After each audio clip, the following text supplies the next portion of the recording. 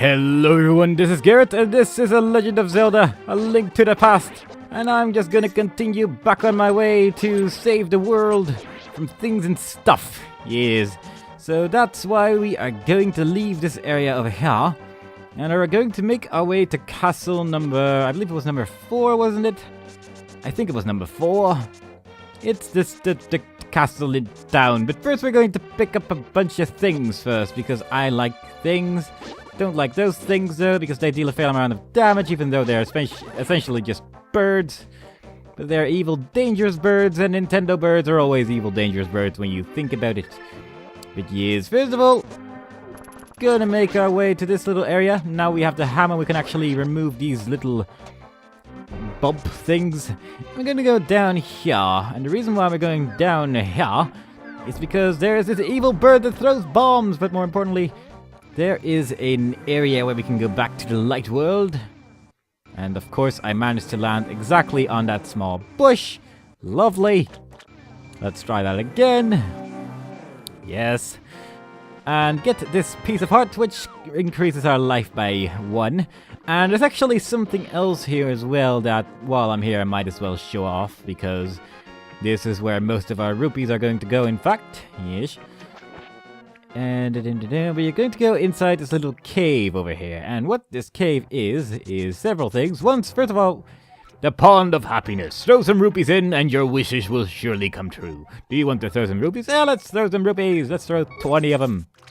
Yes. Happiness increased 20 rupees. In total, your happiness is 20. You became happier by 1 step. For future reference, today you will have big trouble. Does this have any effect on anything? No. But we're basically going to throw rupees in here until we've thrown in 100 of them. So once again, going to throw 20 rupees in here. And pretty much the same thing, except this time we will have a little luck, which is slightly better than we had before. And I don't remember if I have any empty bottles or not. I apparently do, so I'm just going to put 1 fairy in here, put it in a bottle, and then go back again to throw some more rupees in. And actually, I'm just not going to let you sit through all of this, so I'm just going to pretend I have 100 now. The next time, well, I should stop talking while I throw rupees in this thing, so we'll all go a little faster. But yes, the next time, I will have 100 magically. And the last 20 rupees make the fairy appear. I want your wish to make your wish come true, and you can either choose to carry a maximum amount of more bombs or arrows, and I like bombs personally. Then I will increase your carrying ability so you can carry 15 bombs at maximum. This is just a small happiness I can give to you. So yeah, you can basically increase your maximum amount of arrows or bombs to, I believe, 50 bombs and 70 arrows. So I will actually be doing this again a few times, definitely off screen though. Right now we can already throw 50 and 25 rupees, which definitely speeds up the process. But there is still a mini game that is probably going to cost me a lot of money.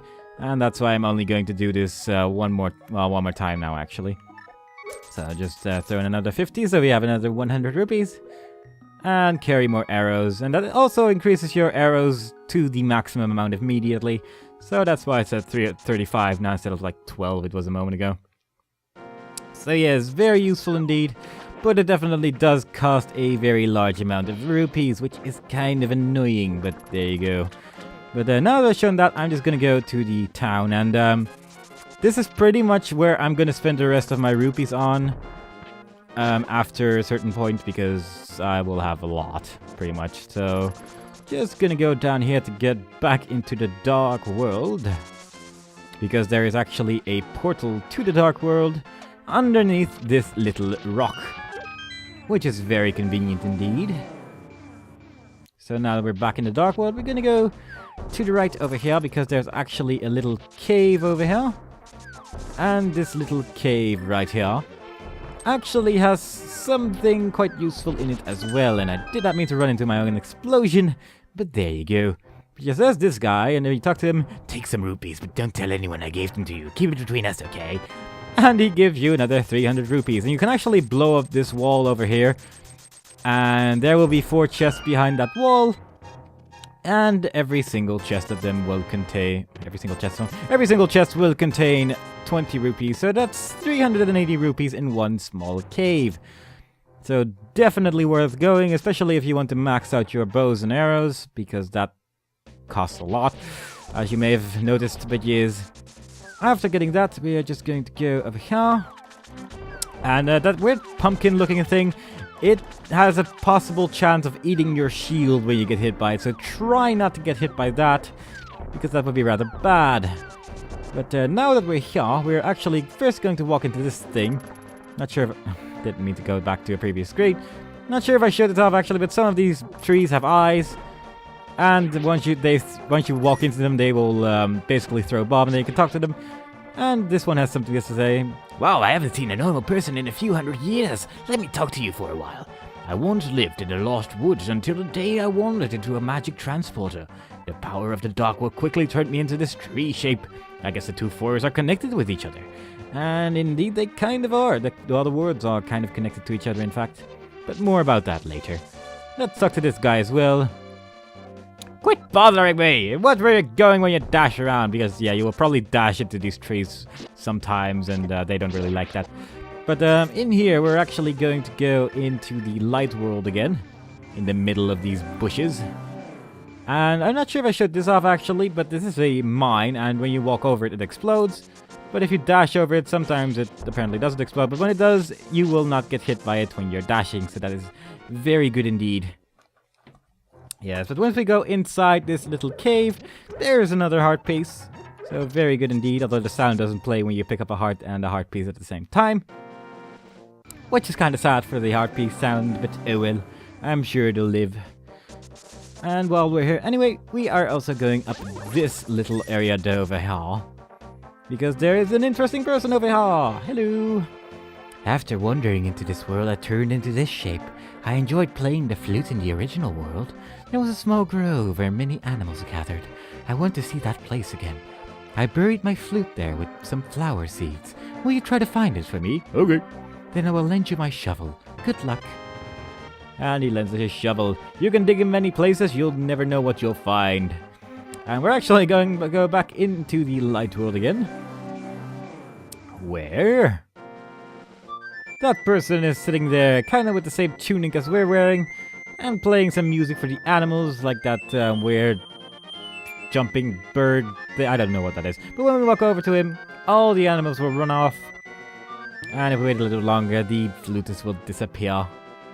Because, if I understand correctly, that is basically the spirit of the flutist who is floating around there. But yeah, with the shovel you can basically dig around all over the place, but where you need to dig around is, well, as he said, at the place with flowers. But more specifically, it's this patch of flowers right there, which has an ocarina in it, or is the flute. Its music surely has some sort of mystical power and whatnot. Yes. And you can actually play the flute when you press Y, but right now it doesn't really do anything, and it replaces your shovel in the inventory. So now we're just going to go back to that guy who gave us the shovel to tell him we found his flute. Thank you, Link, but it looks like I can't play my flute anymore. Please take it. If by chance you go to the village I lived in, please give it to a tired old man you will find there. Well, my mind is getting hazy. Please let me hear the sound of the flute one last time. So we play the flute.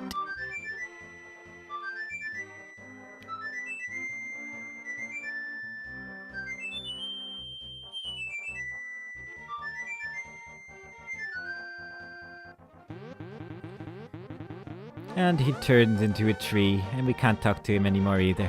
He's just there now forever. So as he said, we have to show it to an old man who lives in the village, and I actually forgot to show that guy off, but there is basically, well, the guy we're going to talk to in a moment basically used to say that his son lived in the woods and was playing music for the animals or something like that, but he barely ever saw him and stuff.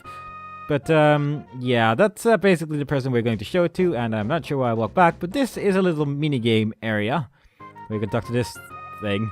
Well, howdy, Lightworld. You look like a straight shooter. Want to try your skills in my shooting gallery? I'll give you 5 shots for 20 rupees. If you're as sharp as I think you are, you'll stand to rake in the rupees. How about it, stranger? Alright, aim carefully. Ready, go! So we got 5 arrows, and we have to hit those things in the background, and I'm absolutely terrible in this game. Well, let's see how I do. So the first shot you hit, you get 4 rupees, and if you hit the second shot immediately afterwards, you get 8 rupees. But if you miss and hit again, you will only get 4 rupees. And it will basically multiply by 2 with every shot, so I'm just gonna try to see if I can... Nope, I still suck at this. But basically, if you hit 5 times, you will get 4, 8, 16, 32, and 64 rupees. So that's definitely not a bad way of making rupees if you're good at aiming, which I'm not. But now that we're here anyway, I'm going to do this little mini game over here, which is a completely luck-based mini game, but it has a piece of heart in it, which is kind of annoying. Welcome to the treasure field. The object is to dig as many holes as you can in 30 seconds. Any treasure you dig up be yours to keep. It's only 80 rupees to play. What do you say? I want to dig. Then I will lend you a shovel. When you have it in your hand, start digging. Well, yeah, this is pretty much a completely random mini game, and it costs 80 rupees to do.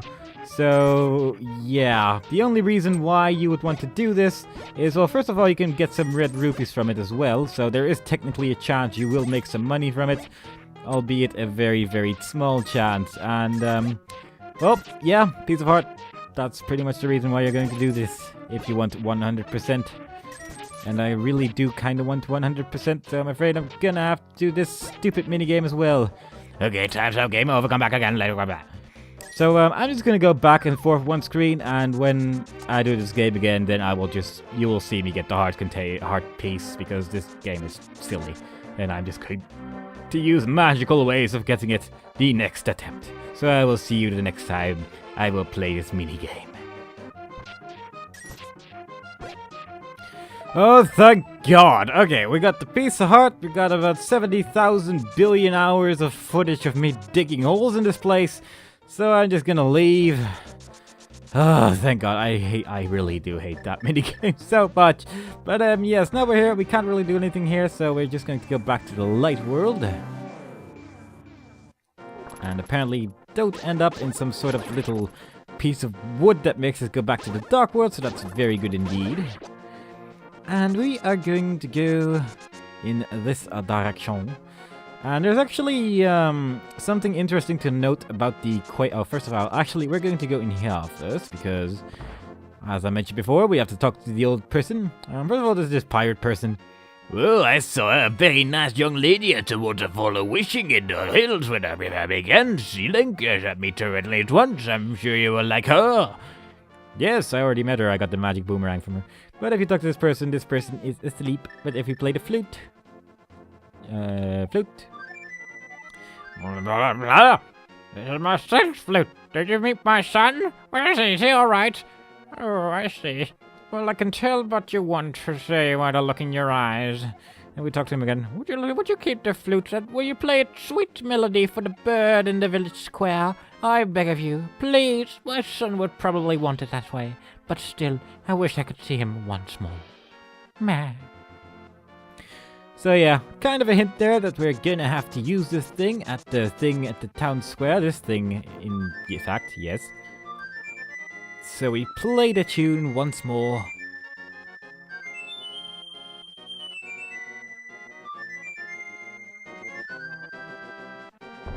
And boom, a duck comes out. Oh yeah, a duck. And there's actually, well, a very important reason why we are doing this, other than because ducks are awesome and need to be saved from the evil, this thing. And, well, that's something I will show off in a moment. First of all, I'm just going to go inside this house, because this house is the most amazing house in the game. Namely because now that we have the magic powder, we can use it on this chicken, and it will turn into a human. What? You turned me into a human? I can't even speak. Ah, it must be you who are always teasing my friends. The weathercock is always watching you harass them. Well, this human shape is uncomfortable for me. I want to be a chicken again. Ah! Yes. And that's also kind of another hint that that thing is important in some way, shape, or form. But if we use the flute now, after we save the duck, we can actually use it to teleport to random, well, certain places on the map, not random places. And there is actually one place where you can't actually go without the flute, so you do need to do this at some point. I'm just gonna go back to town, because I want to go back to the dark world. Yeesh, and that is exactly where we're going. I'm not sure how that guard didn't see me. There you go. But yeah, another interesting thing about the Quake medallion is that if we use it in here, next to this apple tree that we saw earlier, a whole bunch of apples fall out, and that is actually quite nifty, but you could also just run into it. It's just a little thing that makes it slightly more useful than the complete and utter uselessness it gives us now, pretty much. There you go. So we go down here, get the magic bottle from this tree. I don't know why there's one in there, but there you go. Knock this thing into the floor, and go into this teleporter to get into the dark world again. Yes. And now that we're here, we are immediately going to go to the castle. I think that tree just tells you to watch out where you're going when you're dashing. And actually, I'm a big fat liar, because we're not going to the castle just yet. We're going to do one more minigame before we do so. And talk to this tree, watch where you dash around. You're a boring tree! You say the same thing as other trees! You're boring! Meh! But I'm actually going to do this minigame, which is also kind of an interesting one. It's kind of the same one as the chest one we saw earlier, only with more chests, clearly. Hi, may I help you? You can open 2 chests for 30 rupees, so why don't you play? So we're just going to play it, because once again, there is a heart container in one of these chests. And it's probably going to take a few years before I actually get that one as well. So I'm just going to try it one more time, and if I don't get it this time, then I'm just going to video edit my way out of here. Oh, 100 rupees, that's not bad. But yeah, I'm just going to edit this out, and I will see you once I actually get it.